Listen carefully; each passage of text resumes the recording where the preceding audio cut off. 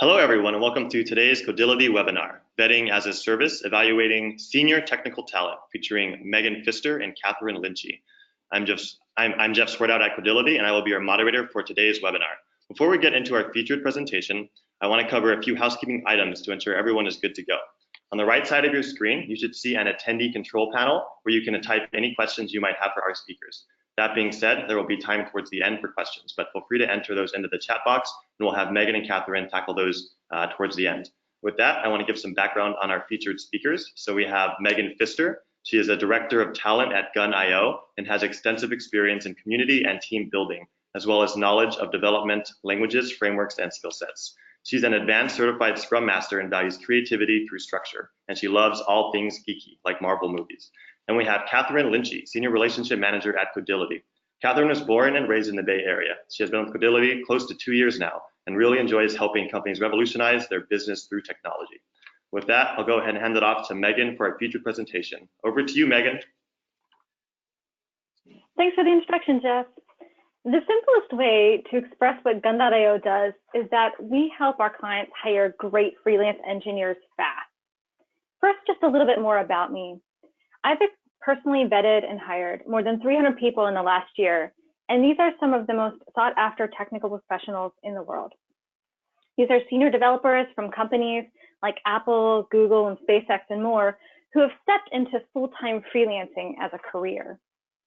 I graduated from Penn State a little longer than I'm going to tell you about, and I've worked in technology in some form my entire career. The first part of my career was more as a hands-on developer, designer, and then I later transitioned over to small business consulting, often in the e-commerce and service sectors.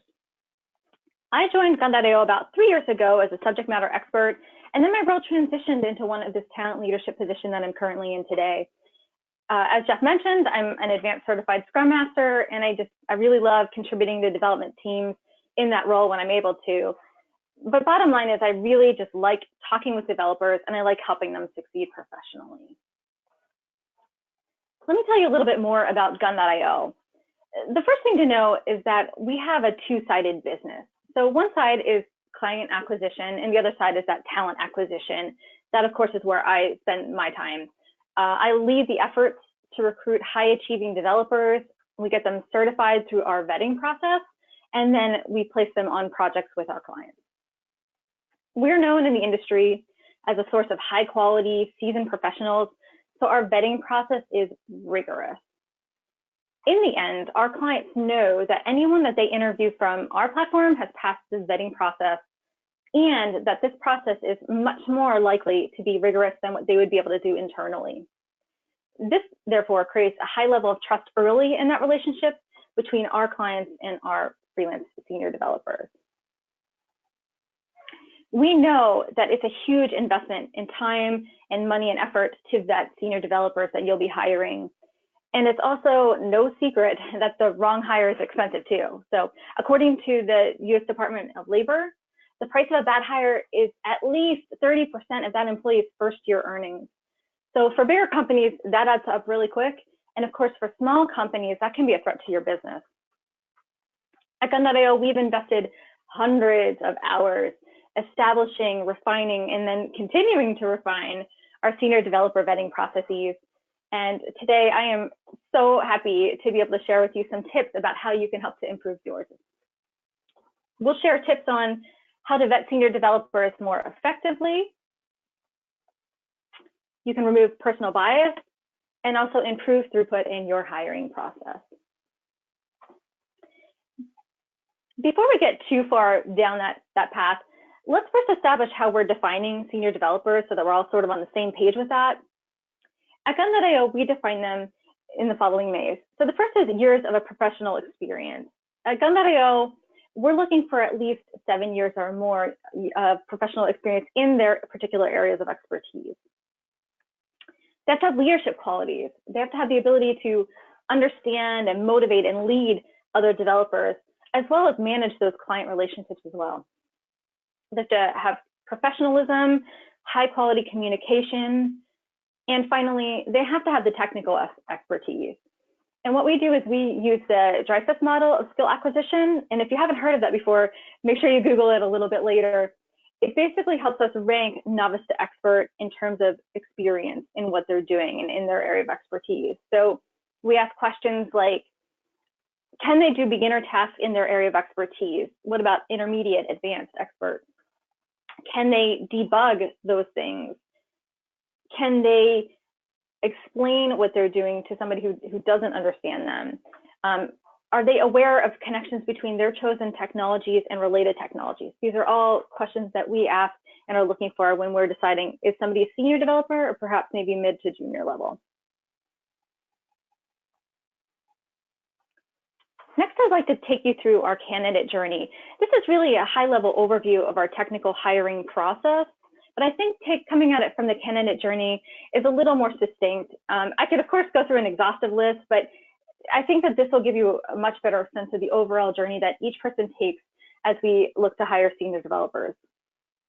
And it's worth saying that we take the time to deeply assess their skill set, but we also want to connect with them as people. There's two ways that a person would start this candidate journey, or really more how we view it from kind of an internal position. And that is, I typically would get a requisition from sales, and then when they've invested some time in understanding what the client needs is, what the product is, and they're highly skilled in doing that efficiently with our clients. They then talk to us at the talent team side, and we first search our bench of pre-vetted freelancers who will go through this candidate journey themselves. Or other times we may need to post a job or recruit specifically for their needs. So at that point, then this leads us to the candidate journey. The first part of the candidate journey is that the candidate applies for a job posting. Typically, it's inbound, we're well known, and therefore we do get a lot of highly skilled applicants for our job postings. We manually screen the candidates, so we're actual humans doing this. I think we see a lot of candidates saying, well, I was worried it would get screened out by a computer. And as technology related as we are, we still want that human interaction. We think we do a better job of it than any kind of automated screen. So an actual human does look at that. We then go to a qualification screen. This is a video interview. And what we're doing is looking for some of the basic things that we know each person is going to need. So does their availability align with what we need and what the client needs? Do they work well in a team environment, or are they better suited to be the solo person working on a project? We verify their years of experience in their area of expertise, and we'll talk a little bit more about that in a minute. They have to have excellent communication and English language skills. We're checking for that as well. And finally, we're looking at professionalism. So the basics, right? Are they on time? Are they polite? Are they prepared for the interview? How's their professional appearance in the setting that they're in? Because these are typically remote developers. So they need to have all those things and all those packages as well. The third step is a technical exam. This is really where Codility comes in for us. And we'll talk a little bit deeper on that as well in just a few minutes. Next, there's a technical review of that exam. So we take a quick look at the coding challenge results. Sometimes it's very obvious to us that the person did very well. Other times we may need to reevaluate that. And so we take some time to review those results. The fifth step is a technical interview. We dig in deeper on their technical skill sets and assess their seniority level, similar to what we had mentioned just previously. Is their technical background an excellent fit for a particular project that we have? Is their experience strong in that area? Are they continuously learning and updating their technical skills? And what do they want to work on? What they do or don't want to work on reveals a lot about their areas of expertise as well. Step 6 is an executive interview. How articulate are they? How self-aware? How expressive? How proactive are they? Should an issue arise, are they able to handle those issues? And how do they deliver value to clients? So what do they do early on in that client relationship to provide value? And what is their plan later on to continue to provide value as that relationship continues to grow? And finally, reference endorsements. So these are a little bit more than your typical reference checks. We really like to know a bit more about the person, and we also allow for some open-ended questions to let that reference talk freely, both positive and negative, about the person that we were discussing. After all that, step 8 is they are certified as a Gun.io professional freelancer. So we have a lot of steps here. We, as I said, we do a very rigorous vetting process, but this is the journey that they go through. Next, I'd like to talk to you a little bit about tips for overcoming your technical hiring challenges. These are some things that we've run into, and I'll include some information about what Gun.io has worked with and how we think that this might help you. So the first thing is know what you need and what is nice to have. And that sounds so basic, but it's really important to take the time to unearth what really matters and what is really more of a nice to have for your particular company or your particular job or project. I like to think of it as actual, not aspirational. Right? Include in your job post things about the product, both from a high level and from a technical standpoint. If you're comfortable sharing your technical stack, please do so. That will help each person kind of self-evaluate, self-identify. And even more importantly, mention to them what problems they might be solving. These are things that you're talking directly to developers. So it may not be like a traditional job post, maybe for a salesperson. Really gear your job post to the person that you're trying to hire, and that is your developer. And they want to know what problems they're going to solve or what challenges they might encounter. That's exciting to them. Let them self-identify. The everything in the kitchen sink approach means that you might really be missing out on some great candidates.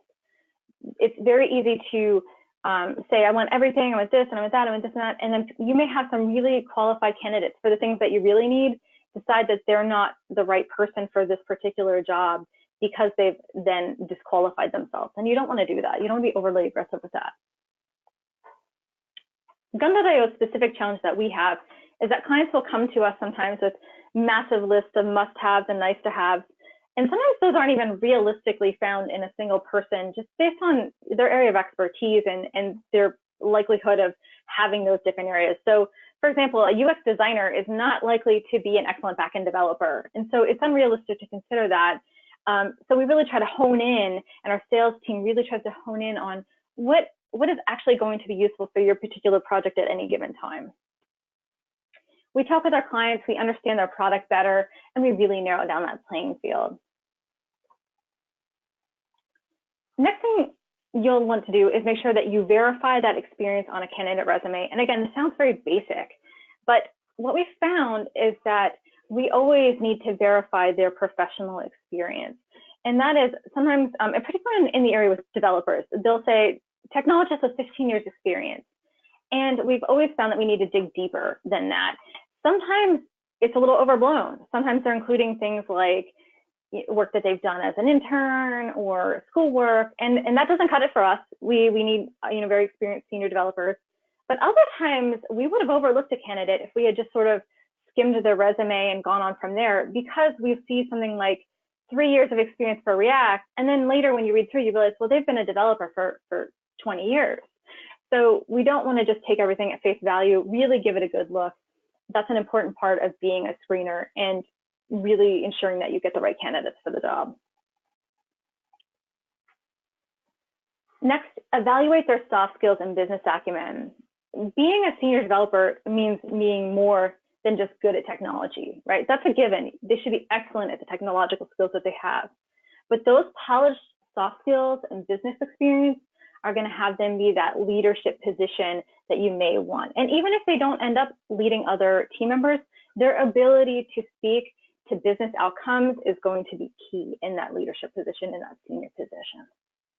And we hold interviews, and you should as well, that specifically focus on those two key areas. Next, you can remove personal bias by evaluating technical skills quantitatively. We have, as you saw, quite a few qualitative interviews that each person is asked to go through. But one of the key things that we want to do as hiring managers is make sure that we're eliminating any potential biases that we may bring. I know a lot of us are very conscientious of that, but even still, taking the extra step to do something quantitatively helps to eliminate that. So establish a standard way to quantitatively evaluate your developer's technical chops. It'll level the playing field for all of your candidates, and it'll really help pull out that bias. And for us, again, Codility has really helped us to continue to step up our game in that area as well. I'd like to talk to you next about your technical assessment platform. So based on these ideas of really evaluating your technical skills, both qualitative and quantitatively, a technical assessment platform can really help up your game on the quantitative side of things.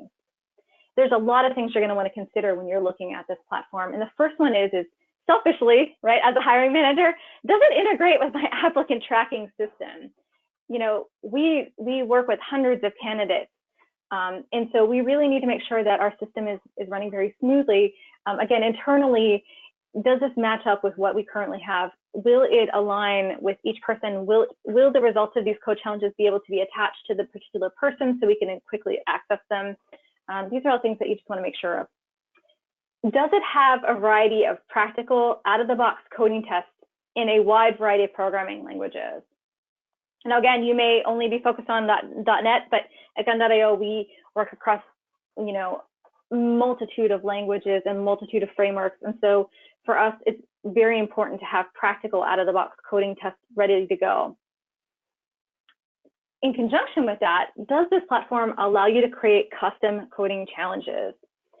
So not only do you want to be able to have some out-of-the-box challenges ready to go, and of course that will help you ramp up quickly, but you want to be able to create custom coding challenges as well. And I'll talk a little bit more about that later.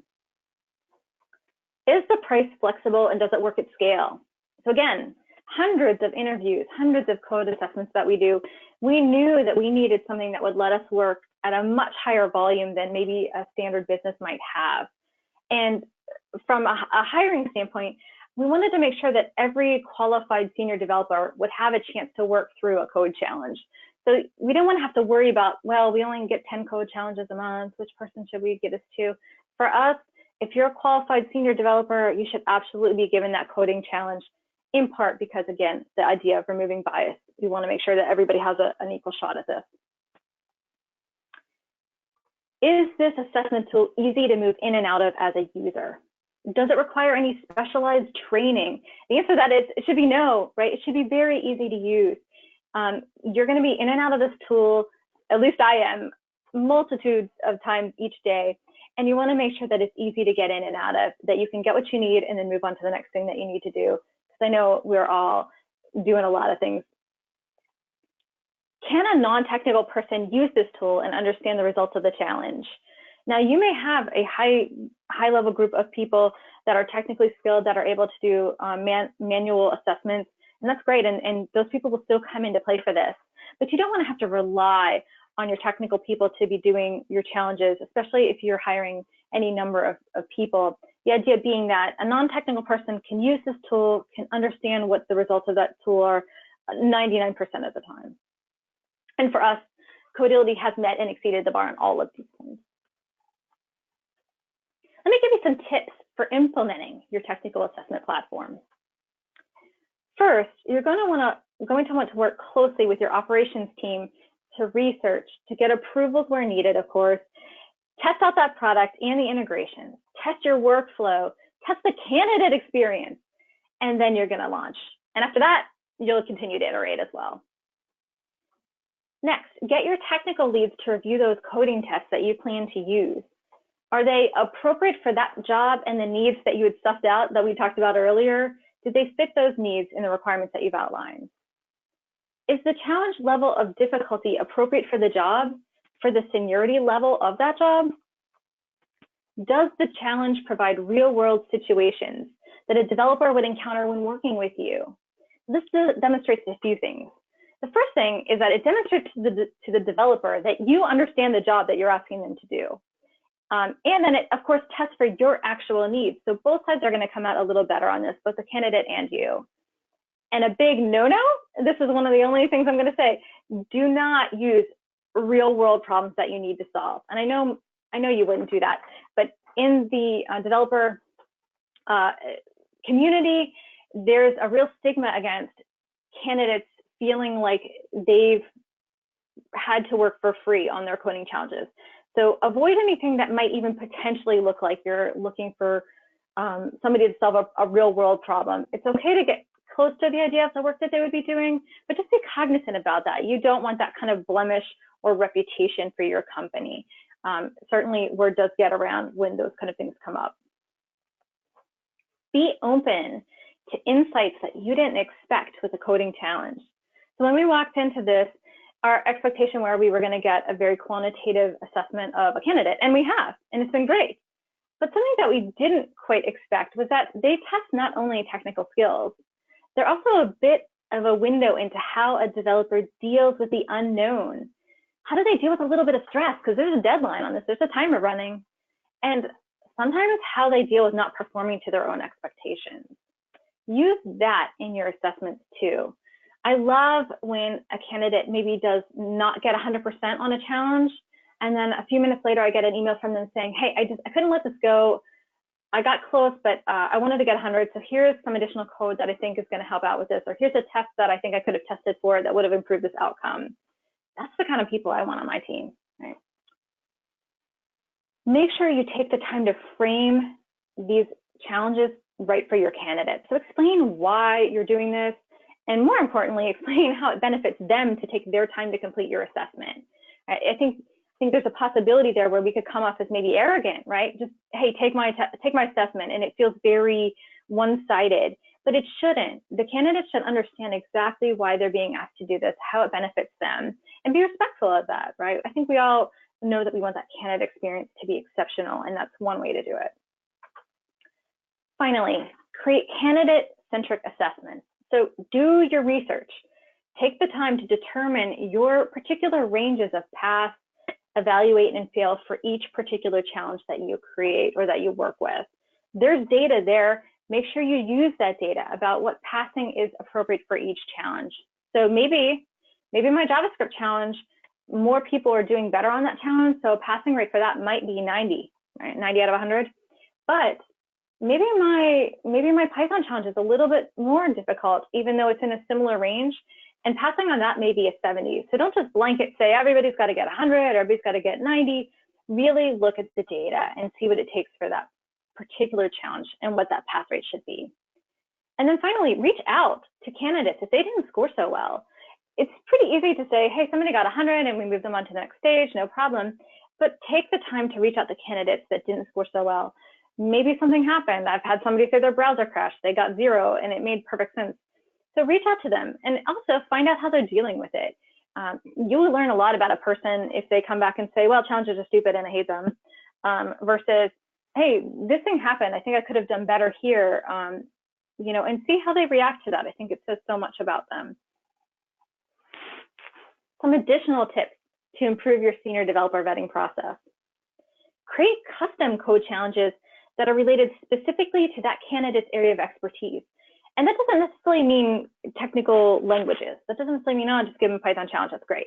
What it means is, rather than just giving them a standard Python challenge, create tests specifically around machine learning, right? So if you know your candidate's going to be doing something in the machine learning space, really hone in on that. That's going to challenge your candidate in their area of expertise that you are hiring them for. And it also, again, demonstrates that you understand. You know, you're kind of creating that rapport with them as well. Use live pair programming tools, such as CodeLive. When you have a technical leader, have them create a challenge related to, but of course not the actual work, that they would be doing. This is especially effective if you have a pre-established team or project that's already in flight. You can see if the candidate gels with that team. Look to see if their code fits in the team standards or is even better than the team standards. And more importantly, how does that candidate bring new ideas to the table or solve problems differently? Because remember, we want team members to mesh, but we don't necessarily want homogeny. And finally, establish interview parameters and technical evaluations for how your team will evaluate mid-level or junior developers once you feel comfortable doing all of these things that we said above for your senior developers. It's going to take a great deal of time to do this, but our success has shown that it is well worth it. But you're not done yet. You still have to listen to their feedback, right? So take the time to listen to candidate feedback. Do they understand why they're being asked to complete your vetting process? Why each stage exists? Why they're taking a code challenge? Do they like the practicality of the interviews and the code challenges? Did they feel like it was relevant? Right? Maybe they even enjoyed them. Do they feel connected to the interviewers at every stage of the vetting process? This is especially important if you're hiring directly, because you're establishing rapport before that hire even happens during these stages. And get feedback along every step of the way. Don't wait until the end, right? Hear it from the people that you haven't hired too, where possible. This is going to help you continue to hone in and continue to make your process the best. Finally, you need to know your success metrics. Now for us, we're a little less concerned about saving time. For us, we want the best. And if it takes a little more time, that's okay. But you may not have that need. You may need to be able to move things quickly. And so having a process in place with challenges in place that saves you time for your technical leads and your hiring team, it's important. You'll get better throughput of well-qualified senior developers, and you'll also improve your predictability in your hiring pipeline. So at Gun.io, we were able to improve our throughput. We were able to get more highly qualified candidates to the technical lead stage, and we were able to do that upon adding coding challenges to our vetting process. And really what that means is we've achieved an 88% throughput for better predictability. So if a candidate applies, their resume is reviewed by an actual human, the qualification screen interview goes well, and they've passed the coding challenge, they are 88% likely to make it through the rest of the vetting process. Now, we still have those 2 additional interviews, the reference check beyond that, but it gives us a good sense fairly early on in our vetting process as to whether this candidate is likely to continue to pass through and to make it ultimately to work on a client. The ultimate metric for us is Gunio has happy clients. The developers are happy, they've matched together, and they have a great project fit. And for us, implementing codility challenges has really helped us to invest more time in the things that we were already doing. So this also means even doing deeper and more personal interviews, establishing rapport with those senior developers, and then getting additional predictability into our hiring process. Thank you so much for attending this presentation today. And I would love to talk with you. You can feel free to reach out to me. I'm at Megan@Gun.io. You can also find me on LinkedIn at Megan Pfister. And I'll be available at the end of this presentation for any questions that you may have. Now, I'd like to turn it over to Catherine, as she has some additional items to share with you. Great, thanks so much, Megan. Thanks so much for those great insights as well as the introduction. So hi everyone, I'm Catherine Lynchy. I am a Senior Relationship Manager here at Codility. I have worked in the HR tech space for, close to 5 years, and I really enjoy helping companies bridge the gap between HR and technical teams. At Codility, I've had the pleasure of working with numerous companies on taking their tech hiring to the next level by implementing objective measures to promote an efficient and effective process. Today, I'm going to give you a quick overview of the Codility platform, as well as dive into a few customer stories to share how other companies leverage the system.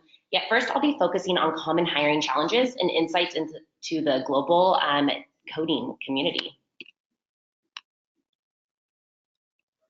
Megan touched on some great points concerning the challenges faced by her and Gun.io team and what they did to revamp their process. I'd like to talk a bit about the overarching challenges hiring teams are faced with when hiring all levels of technical talent in today's market.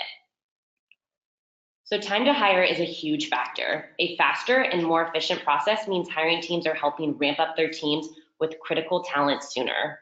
This also means the process isn't sluggish for your candidates as well, so they're more likely to stay engaged throughout the process. On average, it takes 59 days to fill a tech role, which is pretty lengthy. There are definitely ways to make this a quicker process. Screening is now more important than ever. Nowadays, the teams are faced with the highest volume of applicants to sift through at the very beginning of the recruiting process. Studies show 98% of these initial applicants are not qualified to come on site to interview with your team. For this reason, it's very important you have an effective filter in place at the beginning of the process. Every industry is hiring technical talent today. Traditionally, non-technical companies in industries including healthcare, finance, and education are building out technical teams, which makes it an even more competitive market. Currently, the most in-demand tech roles are data scientist, entry-level engineer, UX engineer, and a QA manager.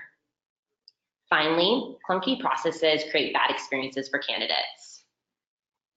If your process isn't efficient and you're slow to get back to candidates, the good ones are going to lose interest, drop out, and pursue other opportunities instead.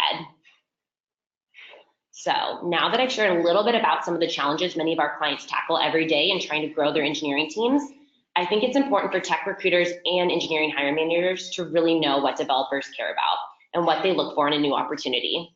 Here at Codility, we actually ran a survey to gather insights about the global developer community and how they feel about tech recruiting processes they encounter at hiring companies. And I'd love to share some of these findings with you all today. So as one might expect, the developer community is primarily male. So a quick tip, if you want to work on more gender diversity, it would be good to invest more time in approaching women, or if you use sourcing agencies like Gun.io, create an incentive program for every woman placed in a technical role.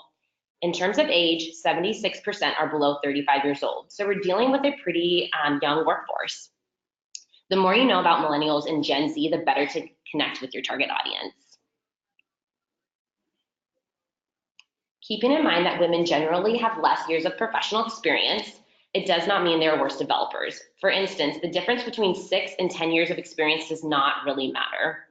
But in any case, you should be using technical skills-based measures in your recruiting process and making these determinations based on the results for yourself. The data shows that there is more work to be done to deliver an optimal candidate experience. They're being ghosted, given irrelevant assessments, and going through inefficient processes. To improve the hiring process, HR and technical teams need to prioritize providing feedback to candidates, ensure assessments accurately evaluate the skills needed for the actual job, and to streamline the overall recruitment stages. From our report, we uncovered the top frustrations candidates experience. Number one, 63% reported not receiving any feedback after the recruitment process as a huge frustration. Number two, 52% stated that the assessment did not match the actual job. It is not a good idea, right, to give a candidate for a front-end developer role a task that is about sorting algorithms. Give them a real-life task in their technology. You want to make it as close as possible to be what they'll be doing at the actual job. And three, the largest frustration is 38% reported having to undergo multiple recruitment stages. Interestingly enough, recruiters not sharing benefits during the opening conversation or not having public projects taken into consideration were not as big as a concern to developers that we surveyed. Now that we have uncovered some top frustrations, let's take a moment to touch on driving factors for choosing an employer. So salary is important, we all know it, right? But don't lose sight of the biggest driver here, opportunity to grow, acquire more knowledge, and to develop your skills. Overall findings show that developers are an ambitious bunch, with the possibility of professional development being most frequently cited by 52% of respondents as one of the most important factors for choosing their new employer.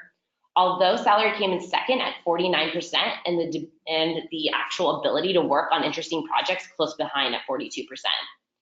We found that salary was named a top driver nearly 4 times more frequently by employees within a large enterprise company as opposed to smaller organizations. Simply wanting to leave their former workplace of employment was the least cited factor at 7%. But this is when it gets a little interesting. So a fifth of respondents said that they are not at all satisfied with their current job and are planning to change jobs soon. If you're interested in taking a deeper dive and reviewing our 2018 Global Developer Report, you can actually find this directly on codility.com under resources. So we've been over some of the biggest challenges tech hiring teams face, what the global developer population looks like, and the things that both frustrate them and excite them professionally. So aside from learning more about people they're trying to hire, how can companies increase their competitive edge when trying to fill these technical roles? Many companies are turning to their toolkit to recruit more efficiently and effectively. So I'd like to spend some time to talk a bit about the Codility platform, as many companies, including Gun.io, rely heavily on the system during their technical recruiting process. Codility is a technical assessment solution, so essentially hiring teams can send coding tests to their candidates, and then the submissions are graded, stack ranked, so hiring teams can easily identify the most promising candidates to move forward within the process. Here are some reasons why our customers love working with us. We have an expansive library of close to 300 tasks that help teams assess candidates' coding proficiency and problem-solving skills. Solutions are automatically graded for correctness, performance, and scalability, because hiring managers don't want to hire someone who can code, they want to hire someone that can code really well and think outside of the box. The code that candidates submit is automatically graded, yet hiring teams can choose to dive in to see the play-by-play of what the candidate submitted. We've designed the platform to be very candidate-centric. The UI is clean and built so that candidates can really show off what they can do. One of the biggest concerns with tech assessments is cheating. We have state-of-the-art plagiarism safeguards in place, so we can catch leaks prompts and solutions to alert our clients if a candidate submission raises any red flags. So with that said, I'd love to talk a bit about how some of our other clients are using Codility's platform to achieve some awesome tech hiring results. Flatiron Health is a healthcare technology and services company focused on accelerating cancer research and improving patient care. Flatiron uses Codility to find and hire skilled junior developers, often directly out of college. Starting off with only one member on its recruiting team, Flatiron needed an intuitive platform that both recruiters and engineers could easily learn. Flatiron Health implemented Codility as they were starting to hit into their hyper-growth mode. Their primary goals were to accelerate hiring, create an even playing field for applicants, and to optimize hiring team participation in Flatiron's actual tech recruitment process. So using Codility, Flatiron was able to achieve and maintain a ratio of 16 screens to 4 on-sites to 1 final candidate offer. This saved their team 430 interviewing hours per university hiring season. And finally, this limited their time investment to 4 hours or less per week per technical interviewer on the team. These are some pretty incredible results. Let's take a look at how another company, OSF, leverages Codility. OSF Global Services is a cloud solutions company that provides consulting, application development, and implementation services to enterprise and growing businesses in both the B2B as well as the B2C sectors. So OSF Global Services wanted to fine-tune their tech recruiting process depending on the seniority of the role that they were hiring for. So they selected Codility to implement low-effort, insightful recruiting methods that identify top junior candidates, while also creating a very high-touch and engaging method for those senior-level candidates. And by using Codility coding assessments, here are some of the results that they got. OSF increased the number of candidates who passed the technical interview that later reached the offer stage by 10%. And they reduced their time to hire for junior developers by 70%. Lastly, OSF has been able to ensure senior candidates are engaged and are eager for the next steps in their interview process.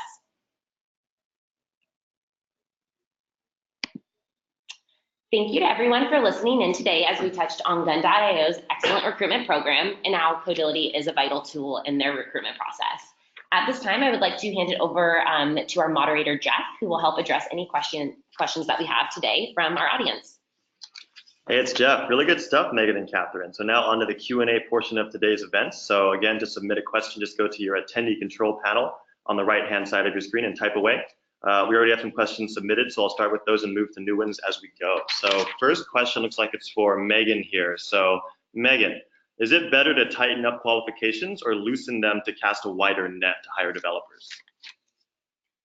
Oh, I love this. Okay, so I think it's better to tighten them up. And here's why I say that. So you're selling your place of work, right? And people are trying to self-identify whether they're a fit or not.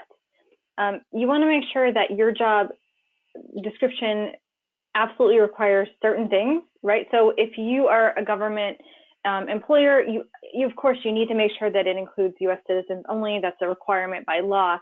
It's a mandate, then feel free to narrow them down and make sure those requirements are very strict. But I tend to like casting a bit wider net.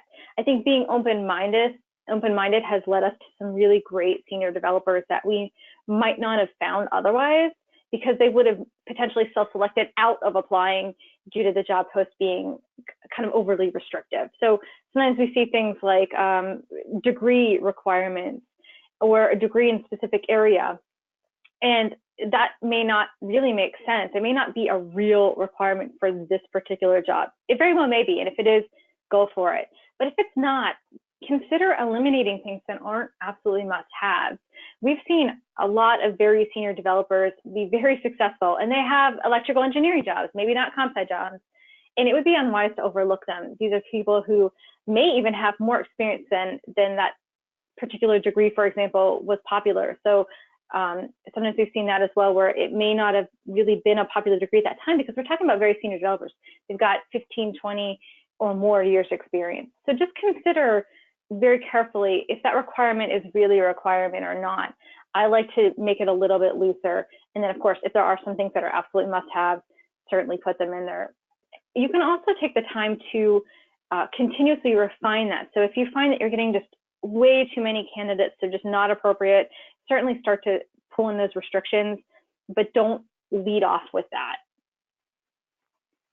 Totally. Thanks so much, Megan. Next question is for Catherine. So is there a way to do a live paired programming exercise instead of sending them a coding test to take on their own time? Yeah, definitely. And I know Megan touched on this just a bit, but we do have a live code pairing tool called Code Live. So this allows teams to start a live audio and video supported coding session with the candidate. We have 3 key workflows. You can choose to start the session from Codility using one of our pre-built assessments in the library from a blank screen to really kind of mirror that whiteboarding experience, right, done in a lot of in-person interviews. Or lastly, you can actually choose to reopen a closed candidate test report using Code Live to invite your candidate back in to take a deeper dive into the code that they already worked on. Fantastic. All right, one from Megan now. So Megan, what is the feedback like for super senior candidates like CTOs and VPs in terms of taking a coding test as part of the recruiting process? Yeah, so it's been surprisingly positive. I think I was a little bit nervous initially, just on a personal level, asking some very senior people that have been doing this for many, many years to take a coding challenge. I guess I was maybe concerned that, they would be like, of course I'm great, and kind of dismiss it, but they haven't. And I love that. And in part, I think that says a lot about them. I think maybe the more you know, the more you realize you don't know as much as you think you do. And so that says a lot about those senior developers and CTOs as well. But what I've seen more from that crowd is some trepidation. They worry maybe they're going to be very algorithm heavy challenges. They haven't done that in years. They're looking for more practical things. And I think that's why, when you focus on the practical challenges that you can create either out of the shelf or off the box, with Codility or creating your own, make sure that they're practical challenges, because you might miss out on some of these really senior candidates that maybe aren't great with algorithms, and they're still excellent developers. And we've been really pleased with the results. So they've tended to do well, and then they're pleased with the results too, because it was more practical than maybe they had anticipated. So of course, if your job is going to be very heavy in algorithms, yes, do that, test that. But if it's not, give real consideration to what you're asking that person to do on a day-to-day basis. You're going to get better results from that. And I've been very pleased and very happy with how people's reactions to the challenges have been. I think in addition to that, just very quickly, make sure that the amount of time you're asking them to take their challenges is reasonable. And that may take some finesse. You may need to try out some things. For us, we found about a 1-hour challenge is right in that sweet spot. It's not too much to ask of somebody. They're still a candidate, but it's a reasonable amount of time to expect somebody to create a task thoroughly and completely. So just give some thought to that. I've heard of people doing, 8 and 16-hour challenges. And I would say if you're going to have them do that, you better be very, very close to hiring that person, because that's a lot to ask of a candidate, I think. So give some thought to that as well. Nice, thank you, Megan. Question for Catherine now. So is Codility more geared towards smaller startups or larger enterprises? Yeah, so Codility, we work with a wide range of customers, from small startups to large, more enterprise companies. Companies tend to adapt the system differently, right, depending on, the level of engagement that they would like to have with the candidate. Also, based on hiring goals, we have packages designed for teams getting off the ground, as well as established teams, right, looking to optimize their processes. Our team is able to work with companies to find really just what's the right package for their team. Great. One for Megan now. So if your focus was on placing more junior candidates, what changes would you make to your hiring process? Okay, let's think.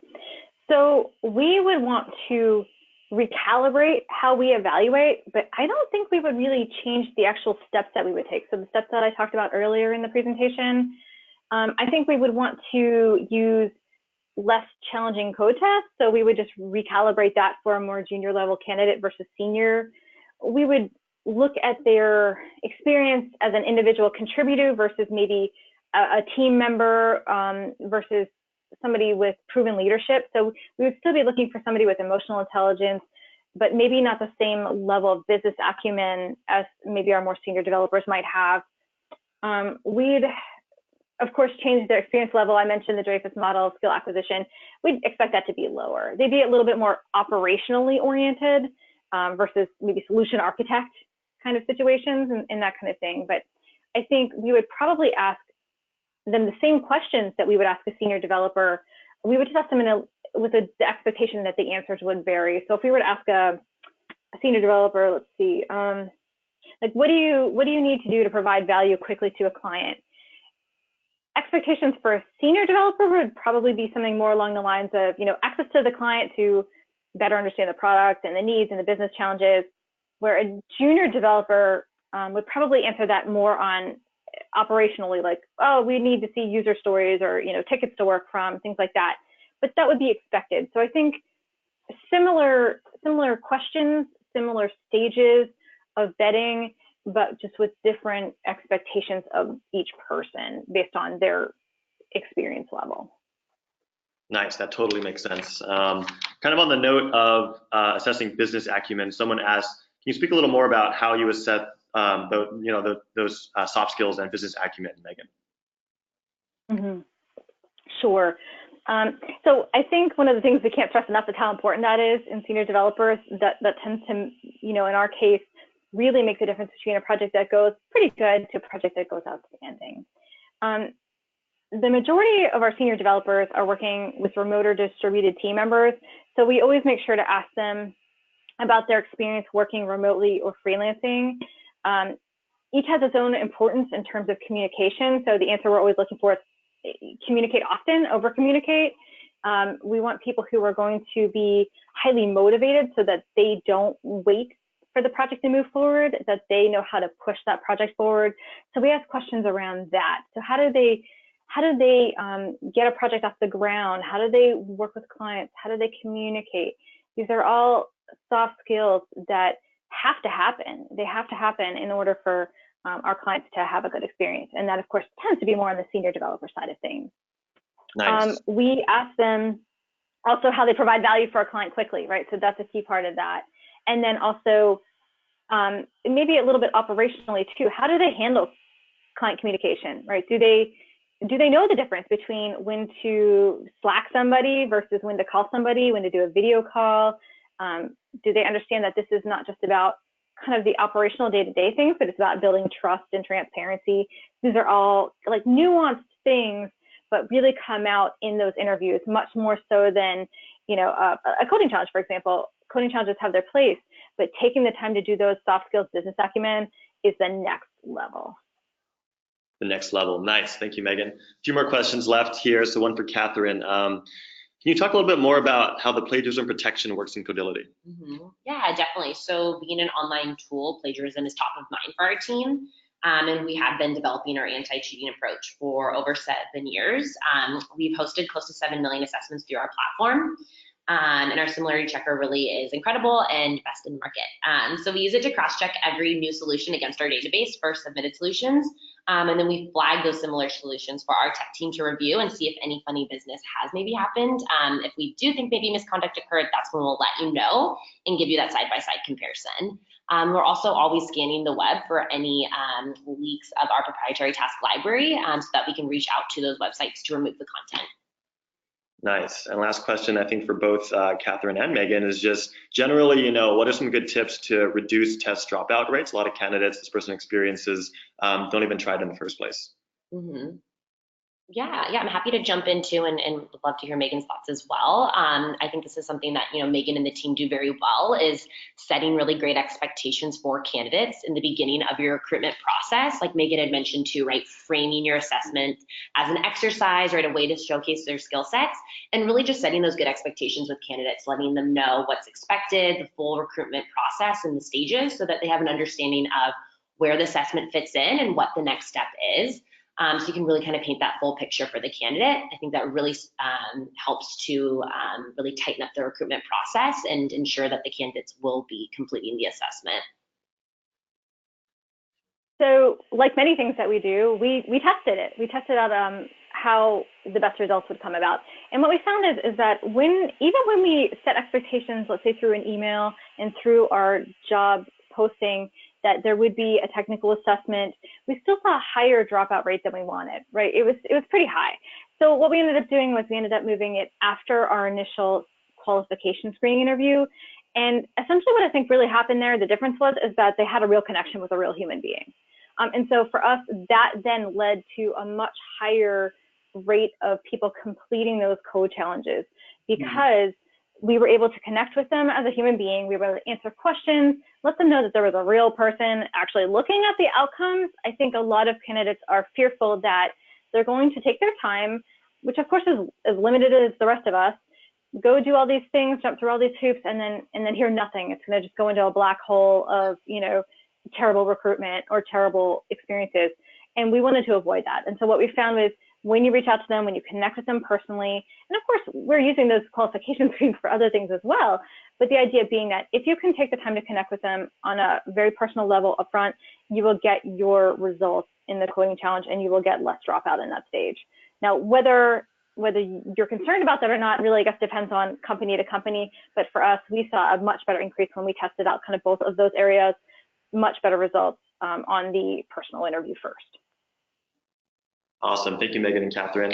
That was our last question. So I guess we're done. So thank you all for attending today's Codility webinar. Special thanks to our featured speakers, Megan Pfister and Catherine Lynchy. This concludes today's webinar. Have a great rest of your day, everybody. Bye. Great. Thanks, everybody. Thanks, Megan. Thank you all.